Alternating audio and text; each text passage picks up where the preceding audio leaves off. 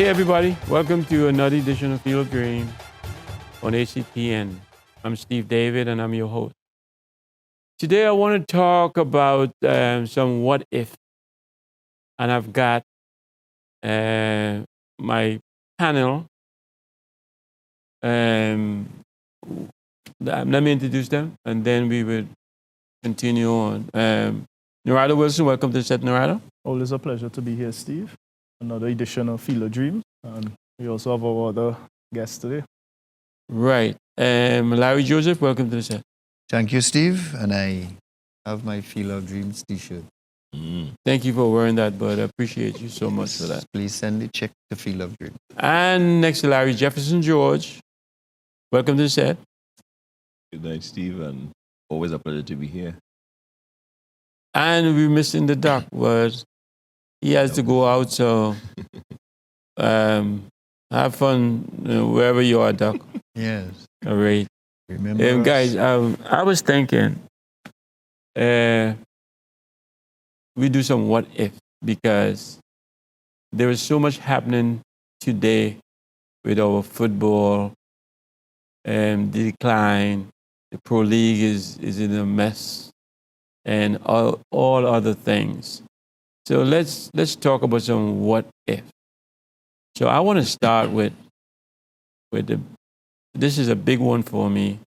I was thinking, what if Jack Warner was still in our football, involved in our football? Would we be in a better state today? I know I surprised you guys, didn't I? Would be in a better position today. And when I say position, I mean FIFA ranking, the games we get. How would things be? Would it be the same, or you think, or different? Definitely different. Because remember, Jack was a vice president of FIFA. Mm-hmm. And with that, gave him quite a lot of clout in terms of football matters. And when it came to Trinidad, his home team and home country, Jack has always tried and did use his position in FIFA to see how best he could improve, increase the Trinidad brand, let's put it that way. There was quite a lot of other things that went along with his tenure, but if we stick purely to the football side of his reign when he was in FIFA, compared to where we are now, obviously Trinidad would have enjoyed, whereas we seem to be struggling to get friendlies and quality games because of lack of finances. If Jack was still involved, maybe we would not be struggling for that type of arrangements with our national teams. Also, he would have had a positive impact as to the way people would have, the international people would have looked at Trinidad, because he always tried to defend his position as a vice president of FIFA, being from a very small nondescript island as Trinidad and Tobago. I know one of the things before Trinidad went to the World Cup in 2006, it has been said, this could be purely rumor, right? I can't say that this as a fact. But, one of the things where Jack was concerned is when he would meet with his other vice presidents and president, the discussion would be, well, everybody who sat around him, their country would have been to a World Cup, but not Trinidad and Tobago. Mm-hmm. So, that's when Jack would probably have to lower his voice when the discussion started, until we did qualify for 2006. Mm-hmm. But definitely, he always wanted Trinidad, to qualify for a World Cup, especially, since back in was it 72 or 73 with you, Steve? 73. Yeah, when we were so close and had absolutely nothing to do with performance that we didn't go to the World Cup, right? I know Jack was even more hell-bent on getting our country to a World Cup, and he did succeed. So I think if he was still in football, some of the problems we're experiencing now with our national teams may not have existed. How do you other guys feel about that? Well, I have to agree with Larry on this, and again, it's strictly related to the football. And well, as you already discussed, we are speculating, and this is something that, for me, being involved in football, particularly prior to the falling out after the World Cup debacle, persons involved in football would benefit, right? It wasn't too much of a full-time thing outside of the head coach position and some other top positions. But if you did work, you were guaranteed that you'll get paid. That is not something that is a reality today. And for me, I think that is something that would be felt by all that are involved in football, and that assurance to know that you may not get your money immediately, but your money was sure. You know, back in the day, we used to call it like your back pay, you know, because you're working, but you know your match fees, your stipends, what have you. It was sure, you know. That was money in the bank with Jack there. Again, after that, all the administrations following did have significant challenges in terms of meeting those financial commitments to persons who were involved in football. Right? I think the youth programs, coaches, members of staff, and stuff suffered pretty heavily after in the post-Jack Warner era. So I think that is one different that I think would have existed, even with him losing great with FIFA and all of that. As Larry also mentioned, in football or in any administrative function, it has a lot to do with your connections, how well contacted you are, right? And he was obviously very well connected. Right? His influence was far and very very high. So I think that is one obvious benefit that we may have had. I think I'll let somebody else start with if there are any cons. No, I think to give a benefit, again, would probably be had he maintained his reign in FIFA or CONCACAF, we would have seen possibly our Pro League, continuing, because the fact that he had a team involved in the Pro League, he had a vested interest in the league. We may have seen that if there was need for a change or for monies to come or for some sort of modification of the league, he would have had an interest in maintaining it to continue. More so because he was one of the original persons in getting the league started. So I think we would have seen a little shift in the Pro League, probably continuing where it was or being even better. Another thing may have been what we're seeing going on with CONCACAF. I think because of Mr. Warner's position in FIFA and being the head of CONCACAF, he was able to rally the 29 or so Caribbean islands and their voting system and voting in blocks in order to have favorable chances for our part of the region.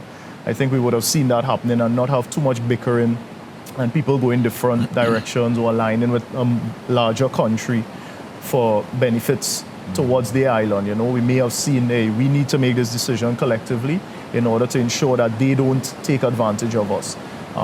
That would have been some of the benefits. Because I think to say the cons, if it may have had a negative impact, I don't know if he could have maintained his position in FIFA or CONCACAF with some of the allegations that did come. I think anyhow you take it, he would have been in the position he is in now. So I don't think, anything, he could have maintained the positions that then would have hindered Trinidad from benefiting. Most of the positions he lost, and I think there would have only been pros if he had maintained his positions in FIFA for us. But how about, you think, what would our ranking be, our FIFA ranking be, because it's receded a lot from since back then. So would it be better today or worse? Or would Jack have had us a little higher up in the ranking? Well, your FIFA ranking depends on playing and playing against opposition that could allow you with a positive result to move up in the ranking. With Jack's connection being a part of FIFA, obviously, because it impacted on everything football, the higher your ranking is. And I mean, one could imagine, without being there in the room, that for this man from a third world country to be sitting among European giants in terms of their stature, he would want at every opportunity to have something to say about his own country's status in the football world, right? So he definitely would have organized games and put things in place so that Trinidad would have stood the best chance of improving their ranking, because it also affected the players and their ability to get work permits and foreign contracts in decent league. At that time, of course, it was mostly into England where most of our players could get into, right? But that depending on how regular they played. If they played at 75% of the last 7 or 8 internationals against what oppositions. So Jack would have had all those KPIs ticked off to ensure that our country and its players would have benefited. He would have done that. So you miss Jack, or we lose some ground without Jack? Well, if you, just to finish my point here, if you have a representative in FIFA and then you go from that to not having, that says a lot. Yeah, I think a lot of our viewers may not, I know a lot of people in Trinidad don't really appreciate the height or the stature that Jack Warner had as a football official. He was extremely huge. His knowledge, and he was known outside as somebody who not just made it happen for us, but even other regions. He did a lot for Africa, right, as a continental football body. And that was something that I think people in Trinidad weren't able to, or still aren't able to appreciate. I remember going to London sometime and like me with an Italian guy. And when he heard I was involved in football, he didn't ask about our footballers or anything. He said, so you know Jack Warner. And this is like Italian in London. That's how huge Jack Warner was, Okay, let's take a break, guys. When we come back, we continue where we left off. Viewers, we'll be right back after this short break.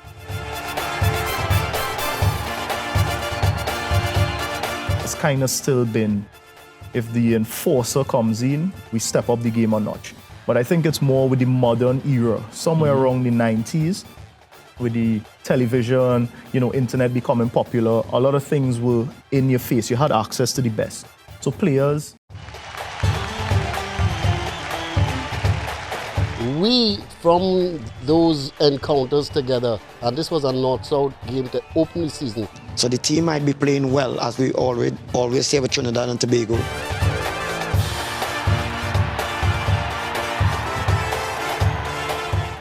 Futsal did that great for me. Okay, hey everybody. Welcome to another edition of Field of Dreams on ACTN. My name is Steve David. I'm your host. Welcome back, viewers. Guys, I'm going to close the Jack Warner show because if I take it any further, I would want to ask whether it's good or bad that he's out of football. So let's leave it like that. Let the viewers make their own decision on what we've said. Okay, my next question, my next what if is, what if our 89 team had won that game in the stadium? What would our football be today? Would that be, or you can just say, what would have happened then? Well, give me a what if. What if we had won that game?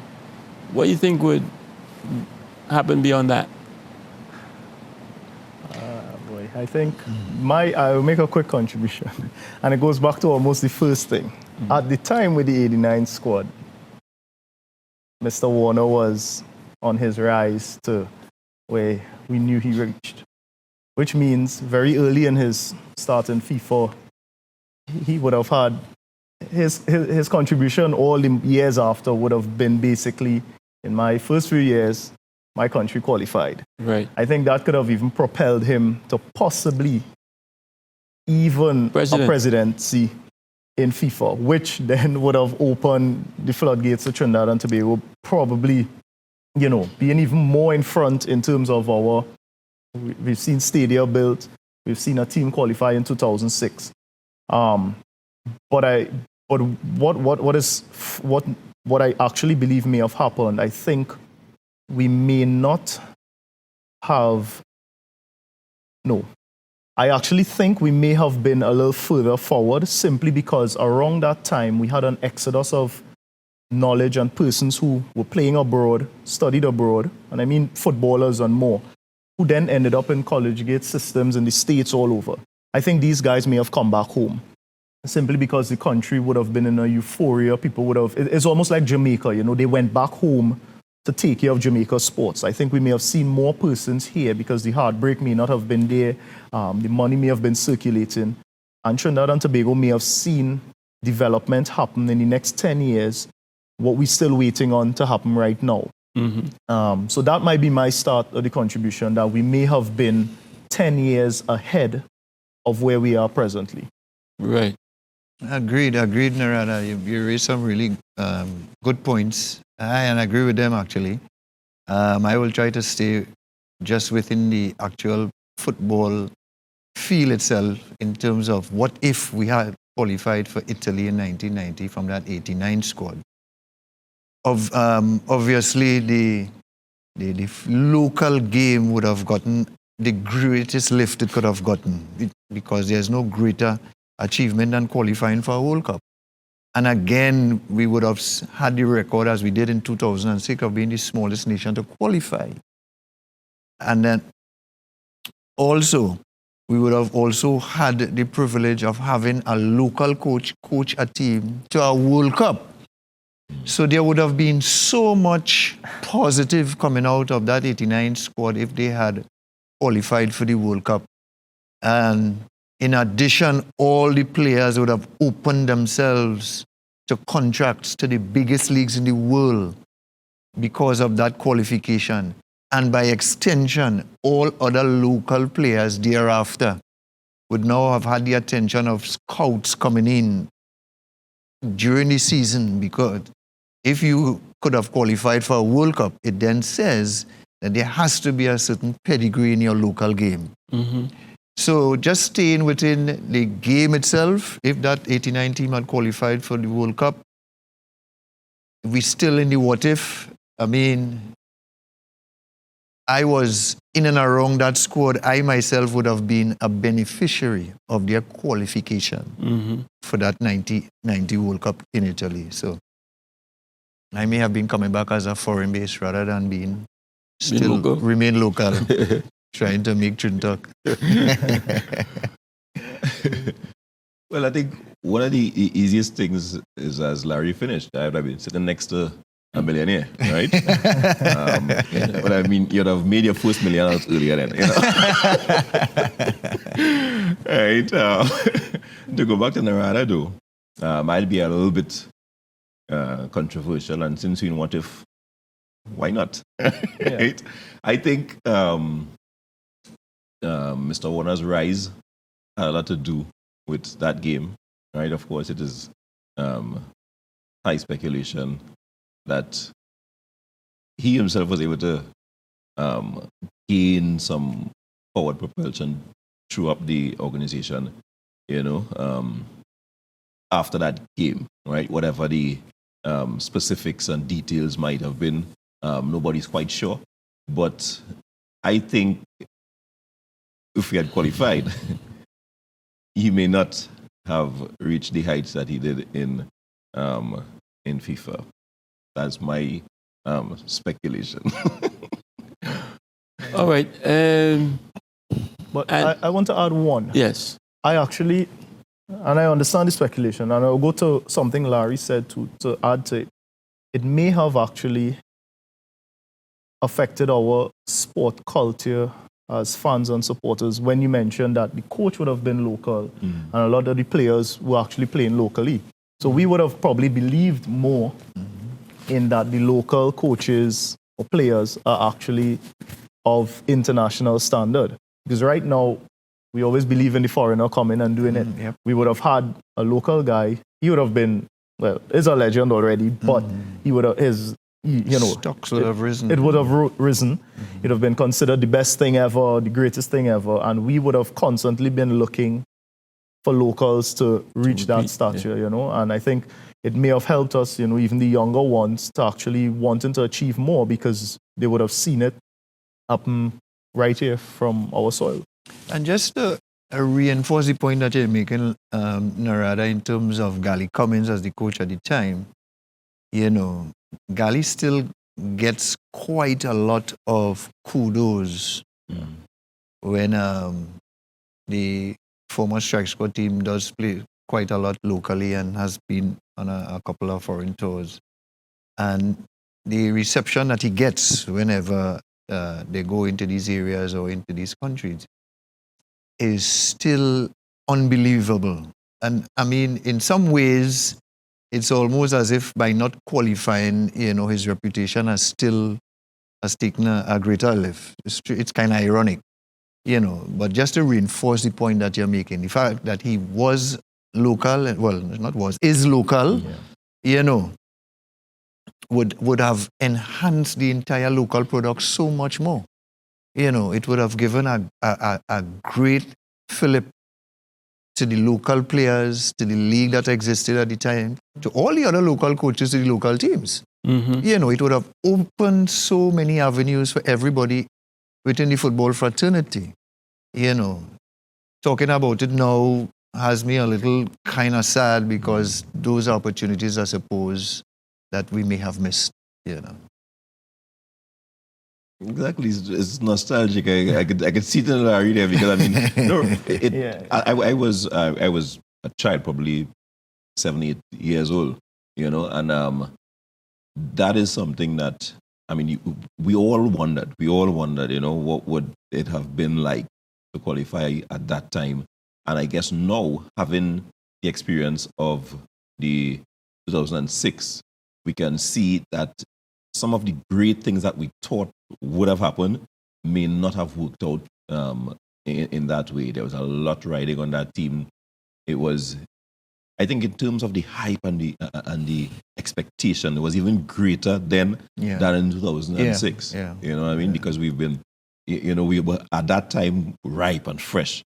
2006 was the third time, and people were thinking, maybe not. This is probably too good to be true, kind of thing. But all the hopes, all the expectation was there in that 89, and it I don't know, it might have exploded and overflowed into something that probably was too much for us to handle at that time. That may have happened as well. Jefferson made me feel real old, man. He was 7 years old and I was out of football. That's amazing, man. Yeah, you should ban them bust kind my of bubble. comments from on the show. Yeah. Can't ban them comments from the show. It hurts.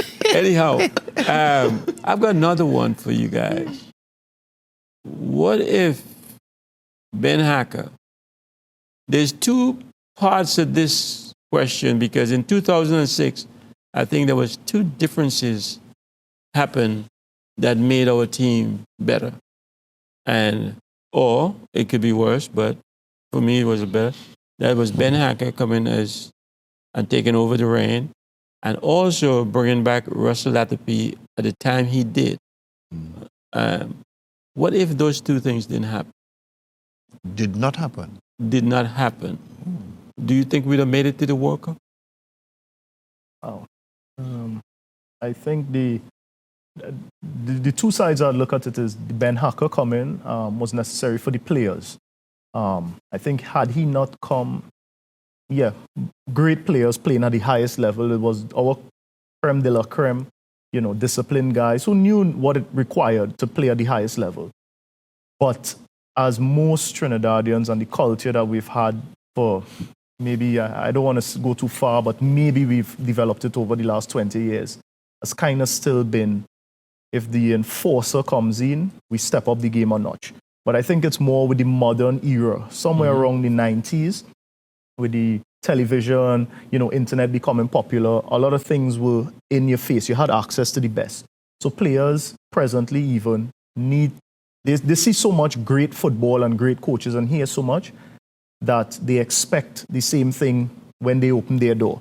So I think the players needed that guy who was this Real Madrid legend, this Dutch legend, all of that to come in and give them what they considered to be the highest level of coaching.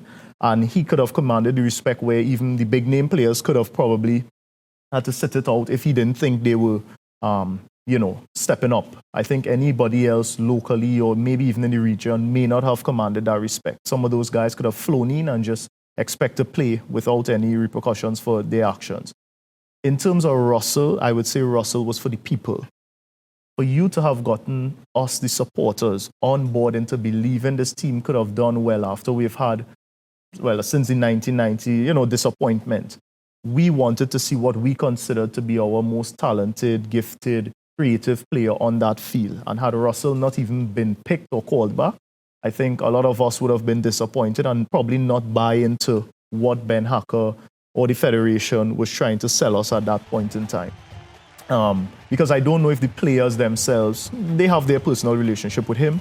They could decide if he was going to be better or not. But I think for the people, we as Trinbagonians needed to see Russell on that team if it was our highest footballing achievement. And Ben Hacker was for the players to step up and believe in that dream.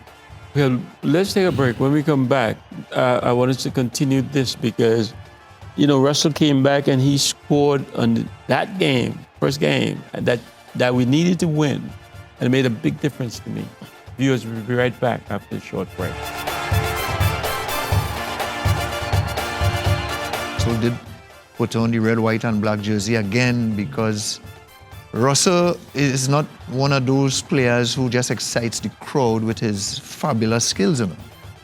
Russell is somebody who does that and gives you an end product.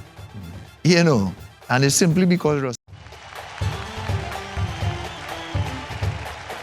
We, from those encounters together, and this was a North-South game to open the season. So the team might be playing well, as we always say with Trinidad and Tobago.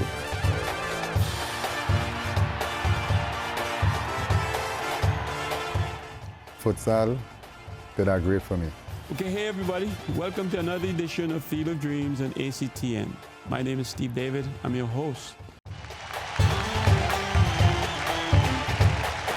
Okay, welcome back, viewers. Yeah, guys, like I was saying before the break, when Russell came back, we were a couple of games struggling to make it there, and we brought him back. Like he had said, Dwight called him and says, "You're the last piece of the puzzle to make this work for us." And he came back, and his very first game, he scored an important goal for us to go 2-1 up and win that game. And I thought that was a major turnaround in our success going to that 2006 World Cup. That's why I was going to say, I think that letters coming in terms of keeping our qualification on track, scoring against Mexico, that actually caused us to be staying in the running until we were eventually qualified. And I think he played a huge part on the field as well. Yes, I agree with Narada. He has been our iconic player along with, Dwight York, Stern Jordan for most goals. But it did have that appeal to the fans to bring forward that era that didn't qualify. But on the field, he was also absolutely outstanding in that final phase. So we're still dealing with what if, right? And the question is, what if Ben Hacker did not come in at the time? Well, history has shown us that when he came in, our fortunes changed. Mm-hmm. And in the end, we did qualify. So based on that knowledge now, I would have to say if he did not come in at the time he came in, we would not have qualified because when he came in, our results were not that good. And it appeared to all as if we would once again have fallen at the last hurdle. So what if Ben Haka didn't come to Trinidad football at the time? Trinidad would not have qualified. So he had to have come in at that particular time. What if Ben Haka, arriving on the scene, decided not to recall Russell Latapy? Because we're still dealing with what if, right? Russell came in, as you mentioned, Steve, and scored a vital goal in his very first appearance under Ben Haka. And that propelled us in the end to the World Cup. So the answer had to be, if Russell had not come in, we would not have qualified for the World Cup. But just to add to the legend of Russell Latapy, that the other people have spoken about, Russell was an absolute genius as far as I'm concerned, you know. So not having Russell Latapy on our Trinidad team makes us a weaker team. Yeah. You know, there is no way I could have seen Trinidad qualifying for a World Cup without a particular person or player named Russell Latapy being part of that team while he was in his playing days. Yeah. Absolutely no way, you know.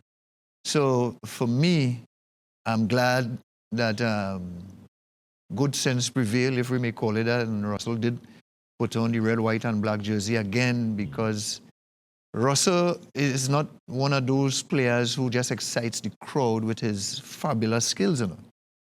Russell is somebody who does that and gives you an end product, you know. And it's simply because Russell Latapy was a genius. You know, and I rest my case because his record is there for all to see. I mean, I have had the privilege of playing with Russell at club level and at international level.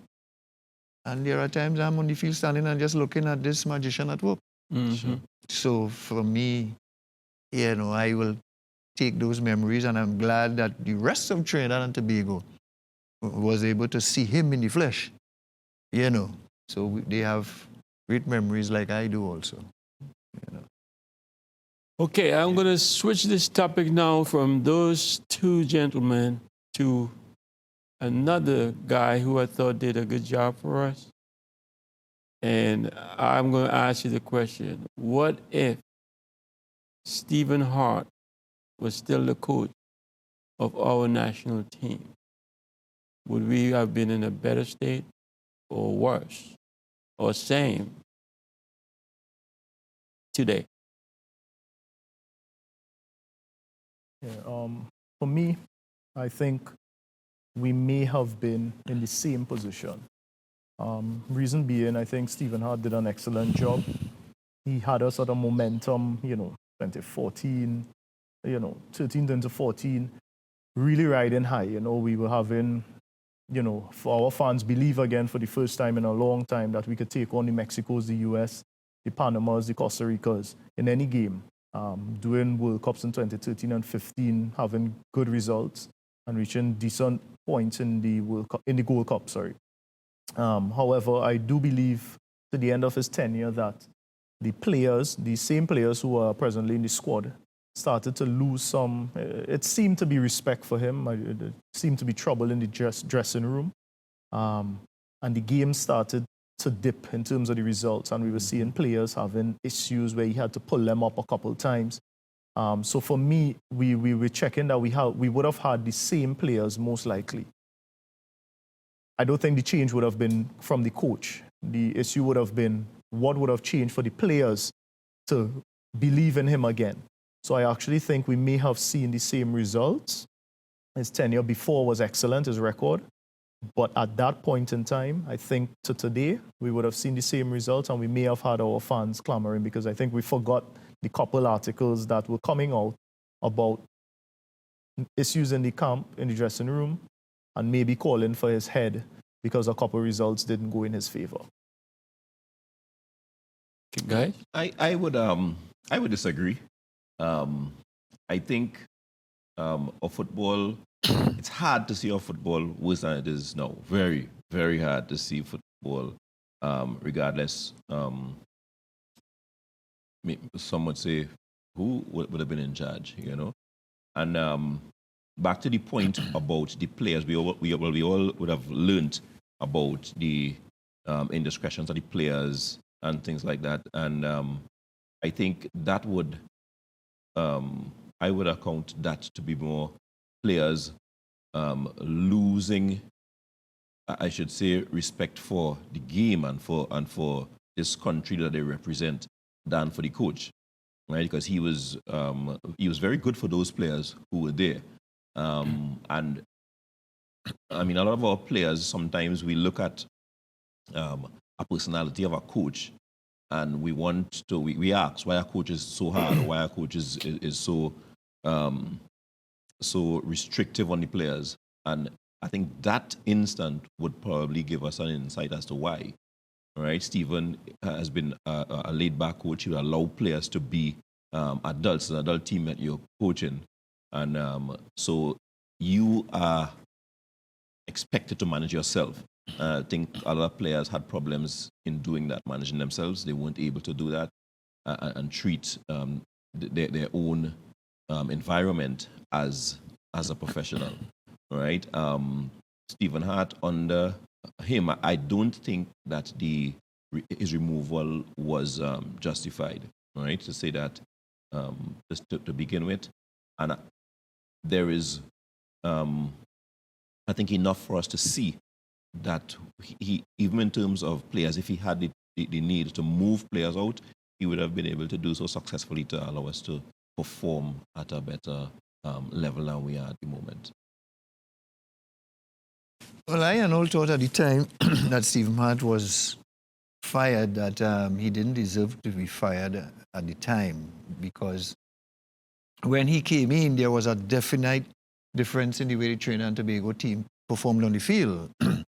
I thought that the Trinidad team looked like a team that was coached when he was in charge of the team, right? And we did enjoy some really good results early in his tenure. And I mean, it lifted the entire nation when that started to happen. I was told by, I can't remember if it was the present president of the TFA at this time, that Stephen Hart, at the time of his dismissal, the Trinidad team, and I can't remember the exact results and against who, was having some poor results, resulting in some major failures for some tournaments, including the Gold Cup, right? And so, because of that, I know that contributed to him being dismissed at the time. I thought just purely as a spectator, it was a little too soon. I thought we could have given him another chance. Obviously, the administrators thought not, because maybe not qualifying for the tournament affected their bottom line. And you know, in Trinidad and Tobago football, the bottom line usually ends up being the top line. You know, but I'm talking purely from a football perspective and not from a result perspective. I thought he had that Trinidad team really playing against quality opposition and looking like a team that knew what they was doing. And I felt good, even though sometimes the results wasn't in our favor. I still left thinking that we weren't embarrassed by the performance, even though the result may have been a negative one. You know. So what if Stephen Hart wasn't fired? As I say, it was like a two-sided type of thing, in that the team was playing well, but the results just was not following. You know, so if the administration has to make certain decisions based on finances and results were important, then it was justified. Okay, let me take you guys back in time a little bit. Back in the day, they used to have different formations, WM 4-4. Okay, crazy stuff. Jeffrey, you ever heard of a WM formation? Yeah. You have? Yes, I have. I'm surprised. How many forwards is played in the WM formation? The WM would be two strikers. See, so I will tell you what the WM formation was. They had 5 forwards, 2 midfielders, 3 defenders. It forms a W and an M. right. That's how that came. So, and you get a lot more goals, I think, because it's 5 forwards coming up against 3 defenders and so on and so on. So, and then we had league football, and I'm giving you guys a whole rundown, and then I want you to comment. Then they had league football where they had Portsmouth League, so SFL, SFA, Arima, everybody, all the zones had different leagues. You play your normal competition with your leagues, and then during the football season, league play, they had an interleague competition going on as well. And then they would have a north-south divided between the leagues. And then they would select the national team of really that. So they had a lot of football. Yeah. More football going on. And until now, we come up with this one National League thing. Yeah. So having said that, my question to you guys is, what if we had that still going on? Would our football be better today? That spread out in different leagues and doing the league football thing and all the different things, and having this one little football league going on, National League. Yeah. For me personally, I think it may have been beneficial right now, simply because what that format you proposing or what used to happen was that you didn't need to have certain, as Larry would say, maybe KPIs as to how you would make the national team or be seen.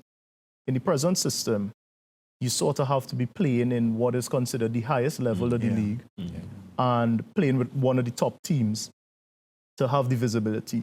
In order for a player to do that, it's not just down to talent in modern day. It's down to if he has finances to maintain going, if he's from Mayaro and he could play in Port of Spain, does he have the finances to commute? Is he eating healthy? All of that plays a part in how the player is seen. In what you're proposing, this guy could be in Mayaro, playing in a small team that would probably play every Wednesday, but on the Sunday, he's now selected for an East Zone or not, an East Zone team to then play, that he could be seen, which could then be selected in a North-South to then be seen. So it's not necessarily on him too much to get the visibility. It's on the league, because there are so many little avenues, even if you only seen him once a week opposed to 3, 4, 5 times as it is today. So I think it would have been a little more equally balanced for players from all over to at least be seen at some point than it is today, where you have to do your own homework, put yourself in that position to then carry it out. If you don't have those certain, skill sets or items on the list, then you're technically already at a disadvantage, and somebody who's probably living Belmont, middle class, that could go to training every day, he's probably going to be more visible than you being down there. So let's take a break. When we come back, I'll let you guys weigh in on your comment. Viewers, we'll be right back after a short break.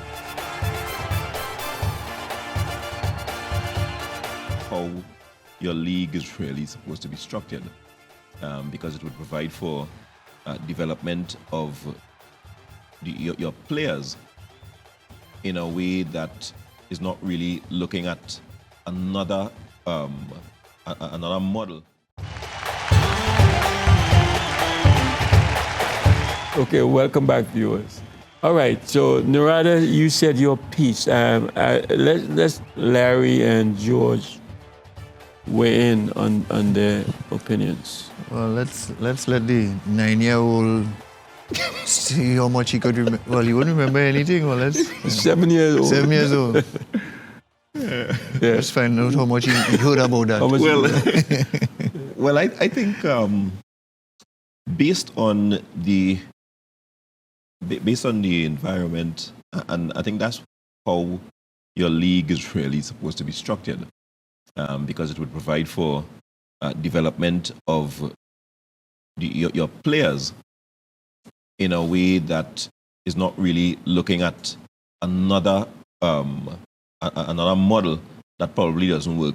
We have been trying in recent times to model our football based on the European models and models that have a lot of capital invested into the football.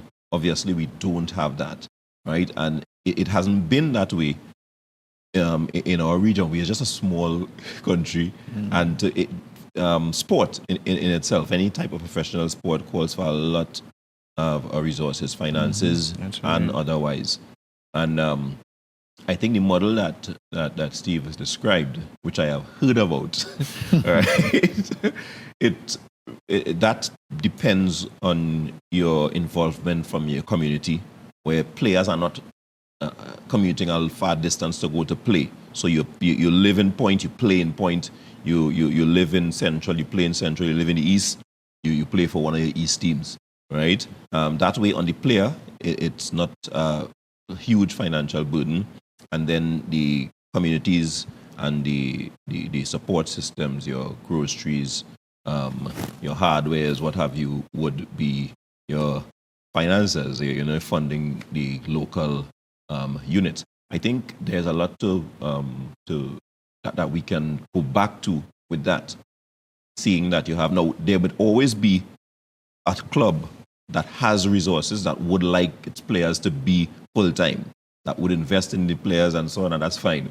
Because I back in the day, there was teams that operated even in a semi-professional or amateur league, but that team in particular was a professional team, right? So that model, I think, would more suit our economic structure and everything at the moment. Yeah, I have to keep reminding myself that the question starts with what if, right? So what if our present structure was as it was back in Steve's day, as he said? If we do a comparison in terms of let's look at a couple of items, that format that Steve spoke about. Let's look at how many players actually played the game at that time. Quite a lot more than who are playing today. If we look at crowd involvement, there was quite a lot more crowd involvement in those days as there is now. Let's extend it to the national team in terms of their results in international competition. And their results were always very, very good at that time. So, I mean, that's really looking at it in a simplistic way, but it does give us somewhere to start. This format that Steve mentioned back in the day cannot exist today simply because the game has become too commercialized and it just would not survive. But we're dealing with what if. I love the what if we had more players playing now than are playing. I've mentioned that on previous shows. Because back in those days, life was simpler in the communities. We didn't have too many televisions. We had no social media, no internet. People hardly traveled. There wasn't as much vehicles as there is now. Life was much simpler. And what took the space was sport. And we had two major sports in Trinidad, which was football and cricket. Right? So that impacted on everything that we've just said in terms of the participation, and people didn't have anywhere else to go but look at a sporting event. So that would, that would be the reason why you had large crowds at games. Having said so, I'm almost certain that the quality of the games was very, very high because we've seen the advance or the careers of some of the players back in those days, Steve himself included, who went on to compete at an international level simply because their standard was good enough, right? I have always been a proponent of getting the football back into the communities. When we took it out and formed this national league, we were saying to the communities that they weren't good enough to support the football, and so we needed to put it into a specialized category called the National League. And there began the downfall of the foundation of our football.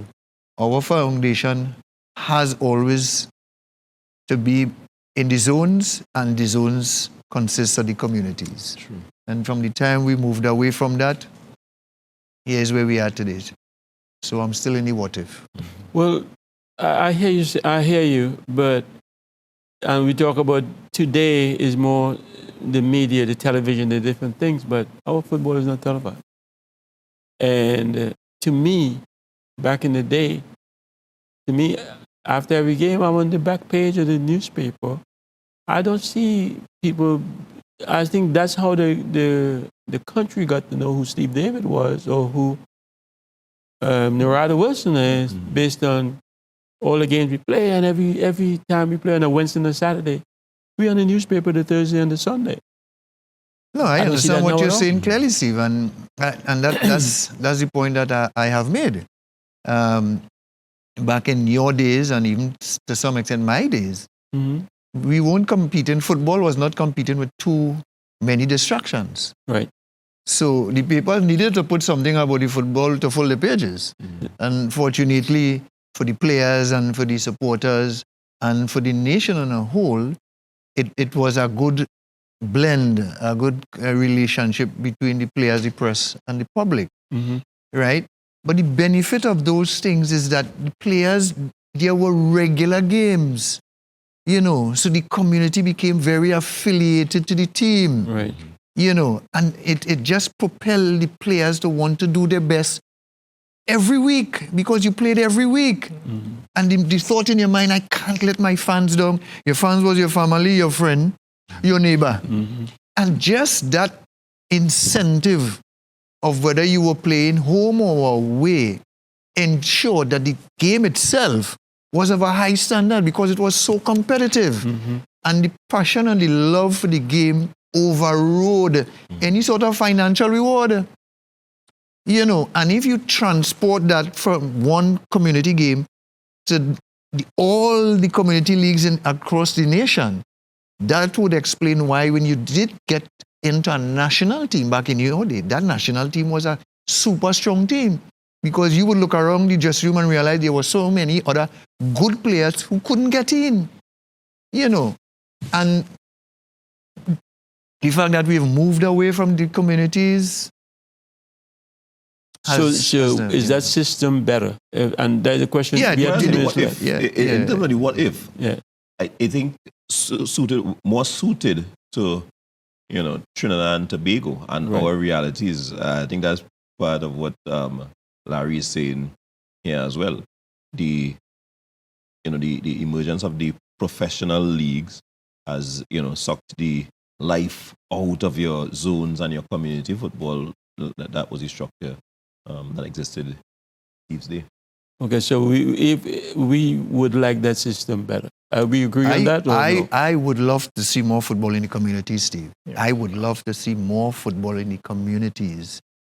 No, you didn't say nothing. Yeah, I think to touch on the point would be, if it goes back to the communities, the system, I like it. But it has to be given the same media coverage that is necessary today. Because I believe if the media could cover all these leagues, you could be the same celebrity and get the name known just as much as it happened back in the day. But they only give coverage to the national level and not the community level. And remember, of course, Port of Spain League will get more coverage than Correct. South League. But then when league football comes, then you get coverage then. That's right. Whoever make the league team. And then when North-South come, you get coverage then. And then we select national team. And then there is 3 major Red Cross every year. 3 major Red Cross. Not Red Cross. One is a Red Cross. Major North-South every year. And this is what the whole country look forward to. Yeah. Anyhow, we got to end now, guys. Thank you so much for your insight and all the expertise on the topic. Thank you, viewers, for tuning in. We do show the show on a Monday night and we repeat on a Tuesday at 1 o'clock. We have a Facebook page. You can check us out. We have an email address, fielddreamstt@gmail.com. That's where you can drop us a line. The show is ended. Go in peace. My name is Steve David. Good night.